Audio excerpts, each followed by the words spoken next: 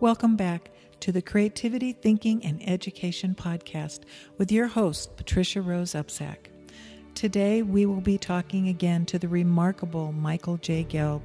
This is the second part of the Master Da Vinci class that from last week, and we hope that you joined us and enjoyed it thoroughly. If you didn't, please go back and listen to the first part and then listen to the second part, because he truly is a master teacher of Leonardo da Vinci's words and thoughts, and we are thrilled to have him.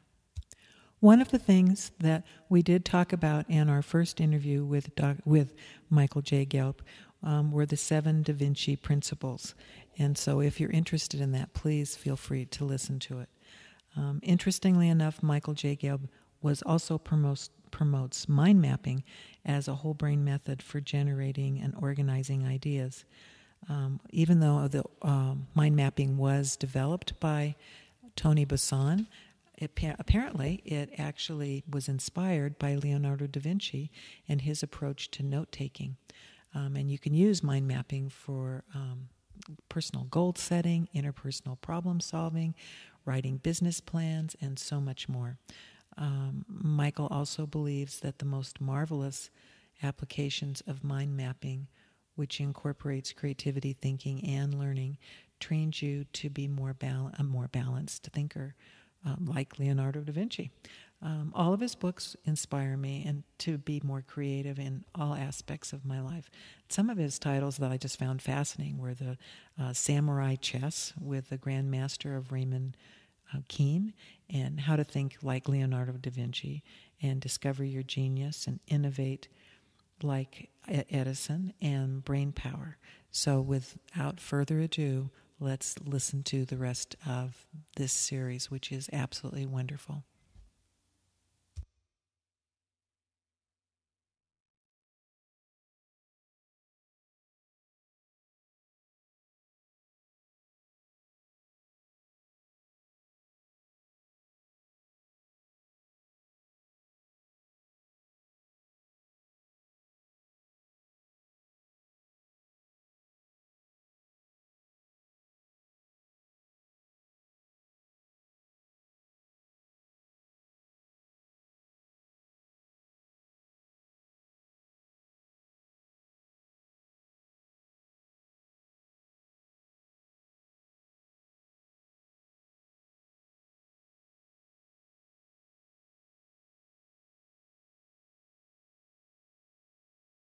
The book is in 25 languages. Obviously, it gives me great joy and satisfaction. People say, that they have a sense that after they read the book, they have a sense that Leonardo has become one of their mentors, and that's what I'm after. Yeah, that is exactly the way I used it when I used it in my classroom. I mean, that's great. The thing that I found fascinating was that these were really bright learning disabled kids, and so I only had them like once a day, but they were in a high school that was very competitive, and it was in Boulder, and Boulder's got, a lot of think tank places that these people would then send their kids, but was IBM, the University of Colorado, Storage Tech, NCAR. I mean, and so there were a lot of bright kids in the school. And so it was interesting to me to see that the ones that I was dealing with not only were very bright, but your book really resonated with them. I mean, it was like all of a sudden somebody was talking to them at the level that a lot of them were at. And so, of course, when somebody said, no, we want you to stay here and be in a box and do what we tell you instead of daydreaming, and they're like looking at them like, my daydreams are more important. But I mean, I had kids who, would not turn in homework, get A's on tests, but at home they were building lasers. I mean, it was just like, anyway, that's the kind of kids I taught. So it was wonderful. So I love that book. It's wonderful. We also wanted to thank you so much. Now, do you have anything you want to say? Anything else you want to say about that book, or should we move on to Creativity on Demand? Well, what I would say is that it's it's great for people to do for themselves what I did with Leonardo. I mean, and if you want to learn how to do it, obviously the Leonardo, How to Think Like Leonardo is a great place to start. But if you think about who are your greatest role models from history, because one of the great things about being a grown-up, when you're a child, your mom and dad, your teachers, the people, your coaches, your older brother or sister, those are your role models for better or worse. Right. But when you become a grown-up, you can choose your own role model. And, I chose Leonardo da Vinci. And then I went through history and I looked at other great minds. I wrote a book called Discover Your Genius, where I profiled 10 of history's greatest minds. I wrote a book called Innovate Like Edison, which was co-authored with Thomas Edison's great-great-grandniece. Oh, how exciting. And it's a very, very rich and fruitful endeavor to explore these great, great geniuses from history and figure out what you can learn from them. So what I would say is I'm encouraging people to figure out who's always inspired you, who's your greatest hero or heroine, and go back and study them. Now, it doesn't. Nobody's perfect, so you have to be a critical thinker, and you have to learn what are the things you want to embrace and what are the things you want to avoid. Yeah, you get to pick and choose. Yeah, and actually I have a section in the Da Vinci book. One of the exercises is called Learn from Your Anti-Role Models. I probably learned even more from the people who I saw making mistakes and doing foolish things than I learned from great geniuses. And so people say it's great to learn from mistakes, but I think it's better to learn from other people's mistakes. I agree 100%. Right? So anyway, that's just a little added thought on learning from great geniuses throughout history. You can also learn from people who weren't such great geniuses. Right, exactly. Or like what I've noticed is oftentimes there are people who they really are geniuses in a specific area, but then their lives aren't balanced, and you have to look at that and say, okay, so they're super successful here, but their whole bodies are falling apart, or the relationships aren't good. All kinds of things. And I just think balance is very, very important. Well, you're so right, and that's why the principle of connessione is so important.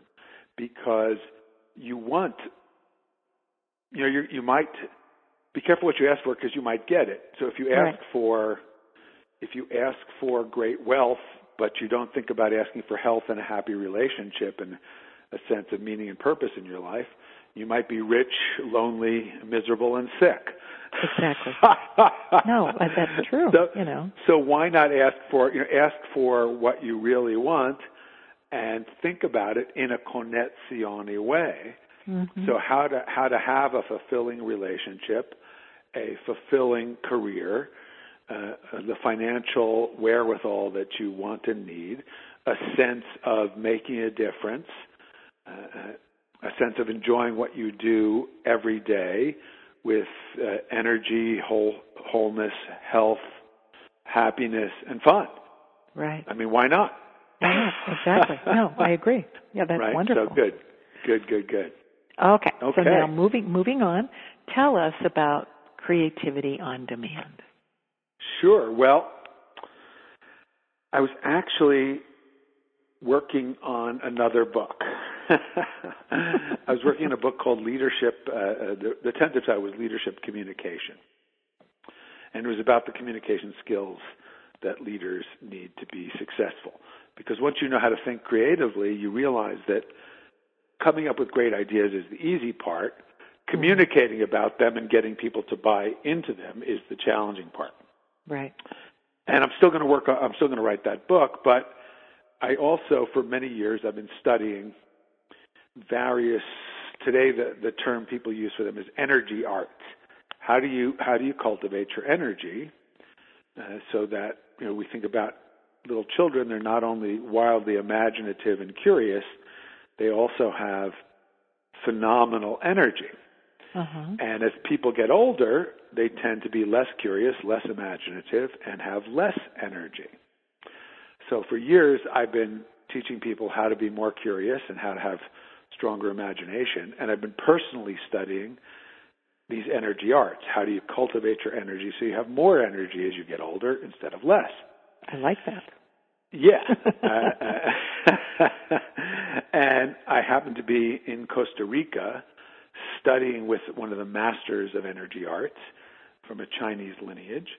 And I was practicing these methods for 6, 7, 8 hours a day when I had this epiphany. And the epiphany was that energy is the missing link in the creative process. That you can learn to cultivate the aspects of a creative mindset, and you can learn the most efficient and effective tools of the creative process, but the energy is what really makes your dreams come true. So I realized I needed to write a book about how to cultivate that creative energy and link the techniques for cultivating creative energy with the creative mindset and the creative process. So that is Creativity on Demand, How to Ignite and Sustain the Fire of Genius. And when people get the book, they will see on the front cover this wonderful lightning bolt. And that is the lightning bolt that struck me when I was in Costa Rica. And so what the book teaches you is how to the most efficient, effective, powerful, simple, elegant ways for getting that aha of inspiration, but then how to have the energy to make your dreams come true. So it's ignite and sustain the fire of genius. And the fire of genius is this life force. In China, it's called qi. In Japan, it's called ki. In India, it's called prana.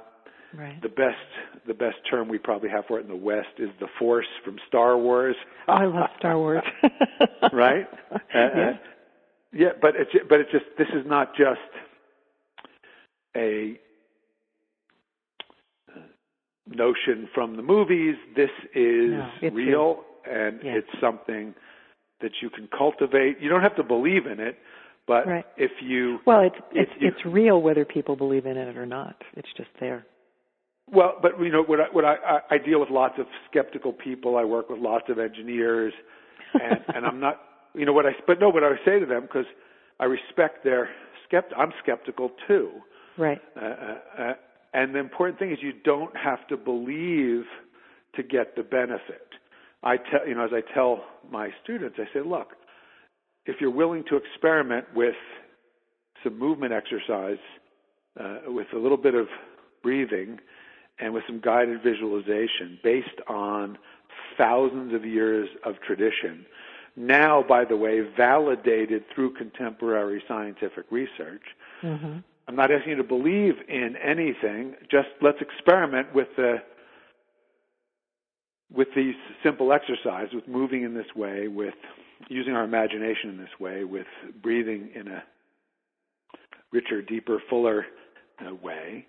Let's experiment with that and see if you have more energy after we do the exercise. So if you have more energy, you might want to do it more.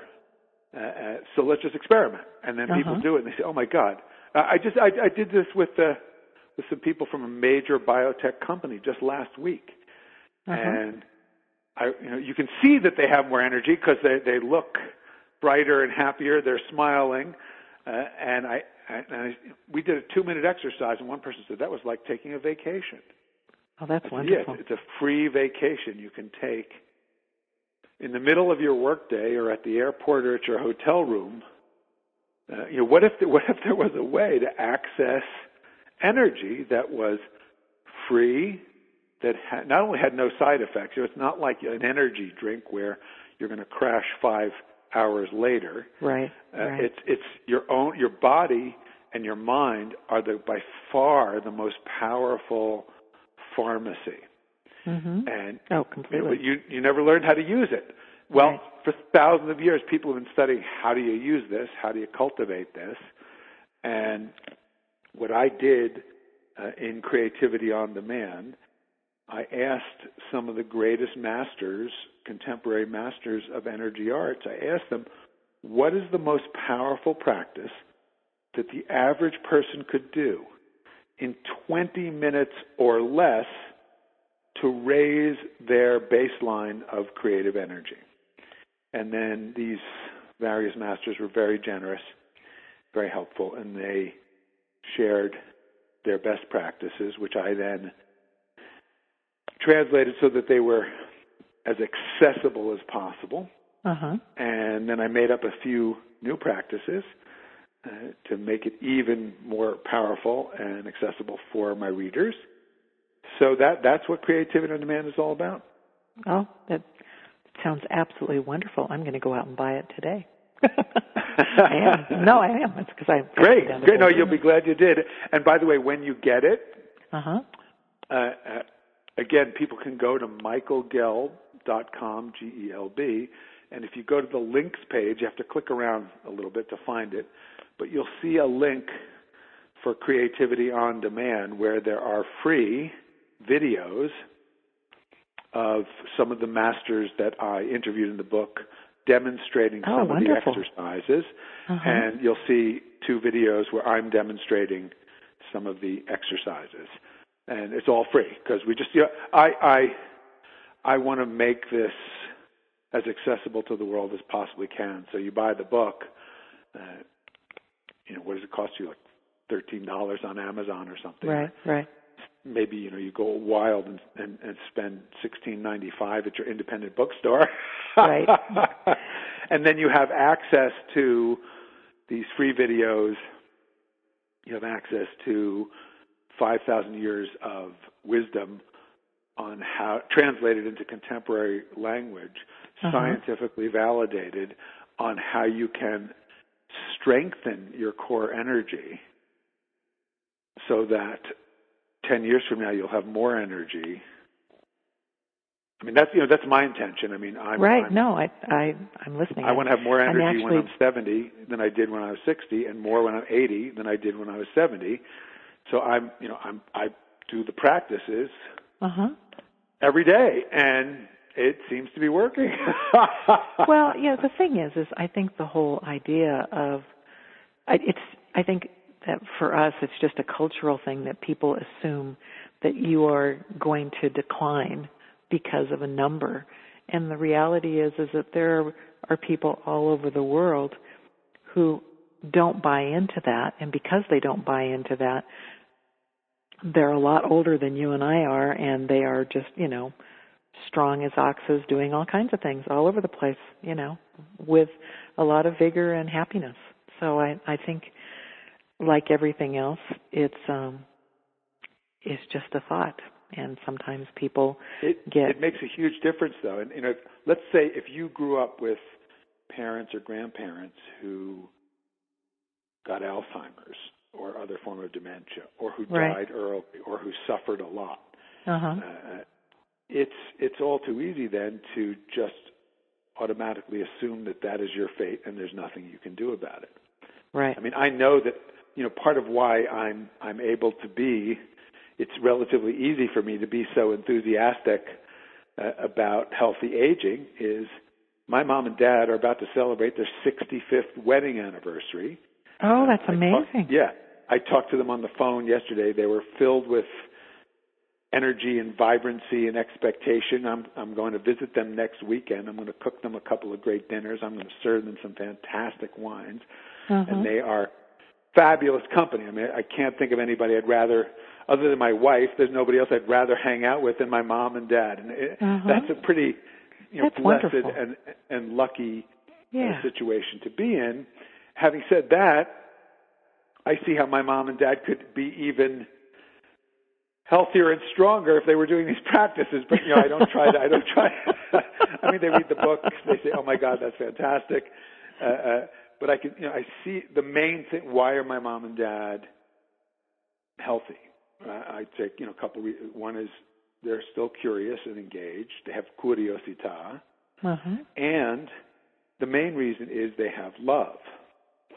They have love for one another. They have love for us, for my brothers, for their grandchildren.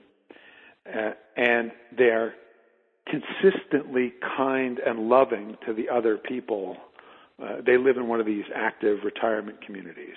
Uh-huh. And even though they see the failings and the foibles of the people that they interact with on a daily basis, they consistently act with kindness and with generosity, and they do a lot to try to help others.